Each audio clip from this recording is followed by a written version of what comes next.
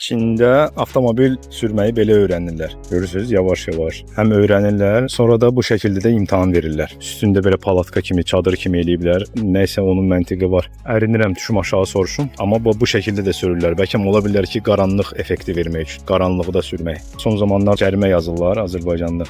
Bir-iki dənə video görmüşəm, amma burada görürsüz bu zolaqları öyrədirlər. Necə sürmək lazımdır. Yavaş-yavaş görürsüz. Hətta burada belə zolaqdan çıxır bax. Cərimə almamaq üçün bircə belə qalır sürmək yavaş-yavaş tısbağa kimi. Buna baxmayaraq Çinlilər avtomobilləri özünə məxsus sürür. Dönmə işıqlarını yandırmır, ara məsafəsini saxlamır. Çox vaxt avtomobili Çində sürənlər şikayət edir ki, Çinlər avtomobili çox vaxt yavaş sürür. Məncə avtomobili yavaş sürməyin faydaları daha çoxdur. Nəinki Azərbaycandakı kimi 120 ilə qısa bir yolda sürmək. Və burada 25 milyon əhali var. Yəni üst-üstə gələndə faciəvi bir qəza hələ də görməmişəm. Yəni görsəm də bir-iki dəfə olub həyatımda. Yəni 17 ildir buradayam. Düzdür, hövsələsi olmayan burada nə otura bilir taksidə, nə də sürə bilir. Bu artıq mənə aid deyil. Mənim hövsələm kifayət qədər. Düzdür, hərdən birdən partlayır adam, amma çox nadir hallardır. Sağ ol, görüşərik.